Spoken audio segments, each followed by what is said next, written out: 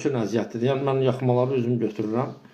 Ha, mənim üçün əziyyətlidir. Hər bir xəstə ilə işləməli olur. Mənim üçün daha rahatdır ki, xəstə analizini CD ilə versin. Yəni infeksiyalar CD ilə yoxlansın. Amma CD ilə yoxlanan analizlər dəqiq olmur. Nəyə görə?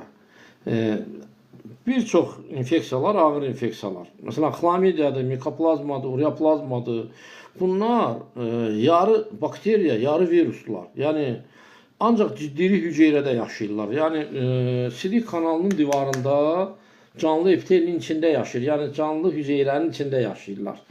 Ona görə o sidikdən axan, kanaldan axan sidikdə onların olub-olmaması belə deyək də dəqiq deyil. Ola bilər olsun, ola bilər olmasın. Buna heç kim zəmanət vermir. Amma yaxma ilə götürəndə, yəni mən konkret yaxma götürəndə, yaxma bu belə bir çubuqdur, plasmas çubuq. Üzərində balaca tükçüklər